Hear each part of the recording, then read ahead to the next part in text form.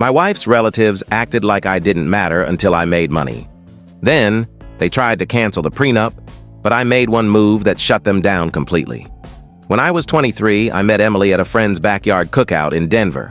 I was fresh out of college, starting my first job at a tech company while Emily was wrapping up her education degree. She had this knack for lighting up a room, making everyone feel at ease, and I was smitten from the moment we met. Emily came from a comfortable family. Her father, Richard, owned several car dealerships, and her mother, Laura, managed a high-end clothing store in Boulder. They weren't ultra-wealthy, but they lived a cushy life. My background was more modest. My parents, a mechanic and a schoolteacher, raised me and my two siblings in a small but warm home. We always had enough, but extras like trips or new gadgets were rare. Emily and I clicked instantly, and within a year, I knew she was my forever. I proposed at a quiet park where we'd spend lazy afternoons, and she said yes. Everything felt like a dream until her family made their feelings clear. Emily's parents, especially Richard, didn't think I measured up. Their comments were subtle, but cutting. Like, "So, Daniel, what's your long-term plan?" Or, "Emily's accustomed to a certain standard of living." I brushed it off because I loved her, and she always had my back. But when wedding plans started, her parents dropped a bombshell, a prenup. One evening, Richard called me into his study after dinner, his face grave. He slid a stack of papers across the desk and said, "This is just a precaution, Daniel. It's to safeguard Emily's future. I'm sure you get it. I didn't get it." I felt insulted. Why did they think I'd exploit their daughter? I was earning a modest $40,000 at my tech job, but I had ambition. The prenup spelled out that if Emily and I ever split, I'd leave with only what I'd earned. Nothing from her family's wealth or inheritance. It was all about protecting her, not us. I despised every word of it. I brought it up with Emily, hoping she'd stand by me. Instead, she said, "Daniel, it's just a formality. It doesn't change how I feel about you." Her calm tone hid the tension. She was caught between me and her family. Not wanting to make things harder for her, I signed the document, convincing myself it wouldn't matter since I wasn't after her family's money. Looking back, that was my first misstep, letting her parents control the narrative of our marriage. But at the time, I thought I was doing right by her. The wedding was stunning but tense. My family, in borrowed or budget suits, clashed visually with Emily's side, who looked like they belonged at a yacht club. There was no overt conflict, but the divide was palpable. After the wedding, we settled into a modest Denver apartment. Emily began teaching at a nearby school, and I kept plugging away at my tech job. Those early years were lean but fulfilling. We pinched pennies, cooked at home, and saved what we could. Her parents sometimes remarked on our frugal lifestyle, but we were content. Still, the prenup gnawed at me. It wasn't that I thought we'd ever use it, but it represented her family's lack of faith in me. Richard's occasional jabs about my job or our finances hurt, pushing me to work harder to prove them wrong. Laura would make light of the prenup, saying things like, "We were so wise to have that in place," or Richard would mention it when discussing family assets. Their smiles didn't soften the sting. I stayed quiet, focusing on my career and my love for Emily, hoping their attitude would soften. But deep down, I knew the prenup was more than a contract. It was a symbol of their belief that I wasn't enough. Years later, my career took off, but not without struggle. At 27, I got my first major break, though the path wasn't easy. I'd been at the tech company for 4 years, feeling stuck in a role with little growth. A colleague, Mark, started talking about his side gig, freelance coding for startups. When he showed me his earnings, I was floored. He was making twice our salary in a month. That lit a fire in me. I spent weekends honing my coding skills, learning new tools, and tinkering with personal projects. Emily thought I was overdoing it. "You're already working full-time, Daniel. Why pile on more?" she'd ask. But I saw a chance to break through. After 6 months of freelancing, I landed a game-changing client, a startup needing a full back-end system. The pay was incredible, and they offered stock options. I wasn't sure about the stocks, but their vision resonated, so I took the leap. For a year, I worked relentlessly, 40 hours at my day job, plus nights and weekends on the startup project. Emily wasn't thrilled. She supported me but grew frustrated when I missed dinners or stayed glued to my laptop during our downtime. We had small arguments, and I'd promise, just a bit longer. Neither of us fully believed it. Then the startup was bought by a larger firm, and my stock options exploded in value. Overnight, I went from juggling bills to paying off our mortgage and car loans with money to spare. Emily was stunned when I told her, her eyes wide with disbelief. I quit my tech job the next week, ignoring my boss's pleas to stay. "You're one of our top guys, Daniel. Are you sure?" he said. But I was done. To celebrate, I surprised Emily with a trip to Hawaii, a dream we'd shelved due to costs. It was perfect: beaches, sunsets, and laughter. But even there, my mind raced with plans for the future.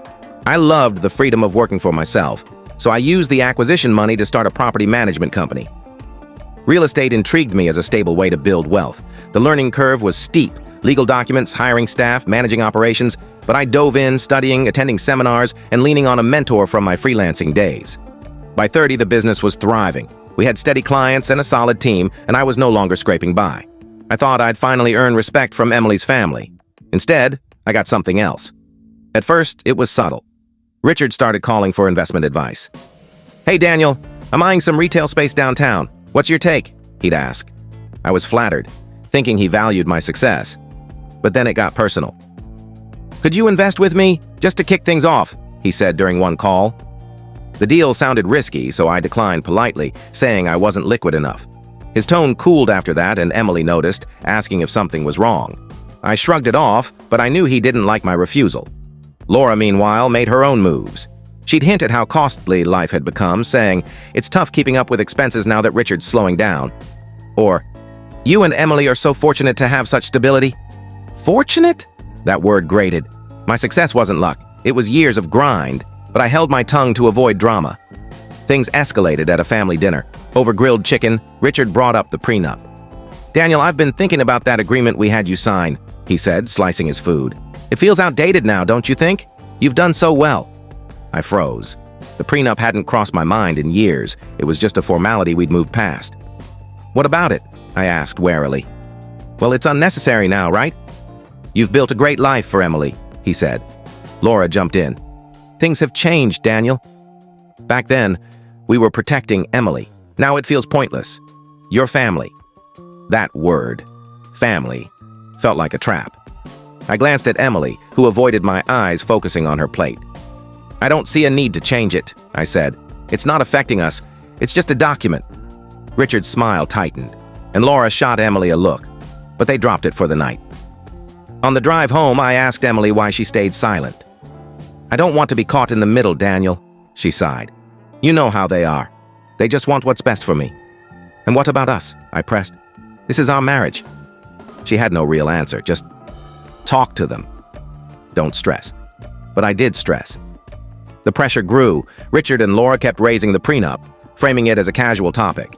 Emily started saying things like, "You'd lose nothing by canceling it."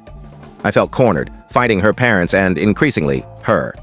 I loved Emily, but her lack of support hurt. Then Laura called me at work, pushing again. "Daniel, keeping the prenup makes it seem like you don't trust Emily. That's not fair." I'd had enough. "With respect, Laura, this is our decision, not yours," I said. She paused, then said, "If you insist on keeping it, we'll see how Emily feels about that long term." It wasn't a direct threat, but it felt like one. That night, I told Emily, and she brushed it off. "They're just worried about me, Daniel. They don't mean harm." That's when it hit me. This was about control, and her parents wanted it over our marriage. "Hey everyone, it's Daniel again. Thanks for the support. It's been eye-opening. Writing this out has clarified things, and hearing from others in similar spots helps. Things have gotten worse. Emily's pushing the prenup harder, and her tones shifted. It's not just, 'we should talk' anymore. It's, 'if you trusted me, you'd cancel it.' We've argued, and the last one got ugly. I told her, 'This isn't about trust, Emily. It's your parents meddling in our marriage.' She fired back. 'Or maybe you don't trust me. What kind of husband clings to a prenup after all this time?' That hurt. I said, 'The prenup hasn't mattered for years. Why is it an issue now? The only change is your parents seeing my bank account.' She called me paranoid and shut down. I suggested a weekend at our favorite riverside cabin to talk without distractions. She agreed, but her attitude showed she wasn't excited. At the cabin, things started okay. We cooked dinner, and it felt almost normal, but the tension lingered. The next morning, on the dock, I cut to the chase. "Emily, is this about us or your parents?" She rolled her eyes. "It's about us, Daniel. My parents don't control me. I'm the one saying the prenup's pointless." I wasn't convinced. "Your parents pushed it on us, and now they want it gone. That's not random." She snapped. "You're making them the bad guys when they just want what's best for me." "Best for you? What about us?" I said. "This is our marriage, not theirs." Then she hit me with, "Maybe the problem's you, Daniel. Maybe you're so insecure you can't see how unfair this is to me." Insecure? You think I'm insecure for keeping a document your parents forced on me? I shot back. She shrugged. If you don't trust me now, maybe we shouldn't be planning a future together. That floored me, but I hid it. So you're threatening to leave because I won't cave to your parents? Nice, Emily. It's not a threat, she said coldly. It's reality. If you're fixated on the prenup, maybe you don't see me as your partner anymore. Maybe you're waiting for me to mess up so you can take everything. I stood up. Don't flip this on me. I've worked my tail off for us with no help from your parents. If anyone should question loyalty, it's me. She stared, silent, and I walked away to cool off. The rest of the trip was a mess. We barely spoke, and when we did, it was strained. Driving home, I knew we were on different planets. I've got therapy lined up this week to sort out my next steps. I feel like I'm navigating a war zone, trying not to destroy everything. I love Emily, but this is making me rethink a lot. If anyone's been here, how'd you handle it? Thanks for the support. Hey everyone, Daniel again. I wish I had better news, but things have spiraled. I'm not sure my marriage can survive. Last Wednesday, I came home to find Emily's whole family in my living room. Richard, Laura, her sister Claire, and Emily, like they'd staged an ambush. Richard started immediately. Daniel, we've talked, and we need to settle this prenup issue. It's tearing us apart. I was stunned. Us? This was my marriage, not a family vote. I looked at Emily, hoping she'd intervene, but she stared at the floor. I've been clear, I said, staying calm. The prenup stays. This isn't open for debate. Laura jumped in. You're being unfair, Daniel. Emily's given everything to this marriage, and you're treating her like she's expendable. Expendable? I said. I've built a life for us while dodging your constant meddling. This isn't your business. It is our business when it hurts the family, Laura said. Then Richard dropped a chilling line. You're not the only one with choices, Daniel. Emily deserves protection, and if you can't see that, maybe this marriage isn't as solid as you think. It felt like a threat. Are you saying my marriage depends on scrapping a document you forced on me? I said. The room went quiet. Claire, always the quiet one, looked uneasy, but I didn't dwell on it. I told them to leave.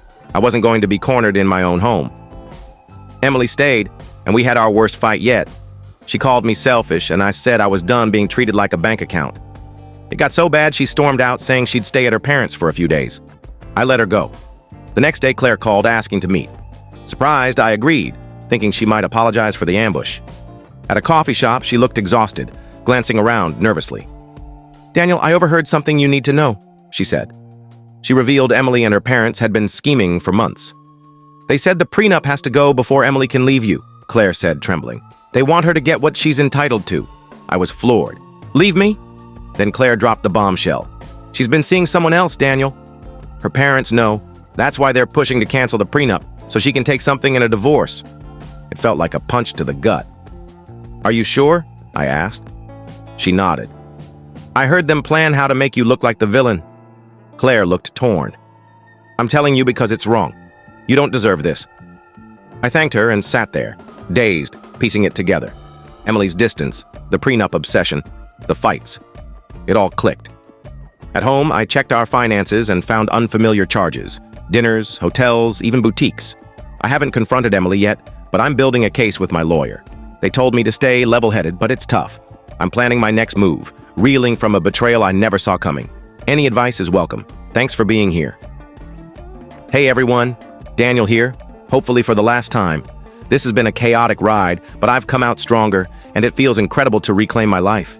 After Claire's bombshell, huge props to her, I moved fast. My lawyer and I were unstoppable. The evidence, Emily's affair, the suspicious charges, her parents scheming, made the divorce a slam dunk. When I confronted Emily, she didn't bother denying it. She cried, played the victim, and threw out excuses. I was so alone while you worked, she wept. You cared more about your career than me. I wasn't buying it. You don't get to pin this on me, Emily. I was grinding to build us a dream life, and you betrayed me. She tried to argue. If you'd been there for me, I wouldn't have strayed. I shut it down. You didn't have to stray. You chose to. Now you deal with the fallout. Her face when I said I'd filed for divorce was something else. She acted shocked, then begged. We can fix this, Daniel. Therapy, a fresh start, anything. I told her there was no fixing it, the trust was shattered, and her actions spoke louder than words. Now, the prenup, that glorious document her family forced on me, saved everything. Because of it and her infidelity, Emily got nothing. No money, no support, no assets. Her parents were livid. Laura left voicemails ranting about how I was destroying Emily's life and needed to do the right thing. I ignored them. My lawyer advised keeping records in case they tried anything, but they backed off when they saw they had no power. I later learned why they were so desperate to ditch the prenup. Richard and Laura's finances were a mess. Their businesses were failing, and their lavish lifestyle was a facade. When Emily moved back in, reality hit. She went from our gorgeous home to her old bedroom. No more luxury shopping or fancy nights out. Word is they're struggling to keep up appearances, and it's only a matter of time before it all collapses. As for Emily's other guy, he vanished once her access to my money dried up. Claire said he was a player who never planned to stick around. So Emily's left, jobless, broke, and stuck with her sinking parents. Karma's real, but she didn't let go easily. Weeks after the divorce, she showed up at my office, looking disheveled. Messy hair, worn clothes, desperate eyes. "Daniel, I messed up," she cried. "Please forgive me." I leaned back, studying her. Part of me wanted to scoff, but I was just done. "Emily, this wasn't one mistake. You made choices that ended our marriage. Forgiveness doesn't erase that." She tried everything: apologies, blaming her parents, promises to change, even hinting at getting back together. "We can rebuild, Daniel? I'll do anything." I wasn't swayed. "You didn't just cheat. You planned to leave me while trying to take what I earned. That's not love." When she saw I wouldn't budge, she lashed out. "You'll regret this, Daniel. You'll end up alone, realizing you lost the one person who loved you." I shook my head. "You didn't love me, Emily. You loved what I provided. Now you're on your own." Security escorted her out, and that was it. Life's calmer now. Claire and I stay in touch. She feels bad about her family, but she doesn't need to. She did the right thing, and I'll always respect her for it. I hear Emily and her parents are sinking deeper financially, and I feel for Claire, caught in the crossfire. But the rest? They dug their hole. This taught me to stand firm. People will manipulate and guilt trip you, but you have to protect yourself. To anyone facing toxic in-laws or a shady partner, trust your instincts and hold your ground. It's tough, but it's worth it. If you enjoyed this story and felt the emotions behind it, don't forget to give it a like, share it with others, and subscribe to the channel for more real-life experiences and heartfelt stories. Your support means the world, and it helps us bring more content like this to you. Thank you for watching, and I'll see you in the next video.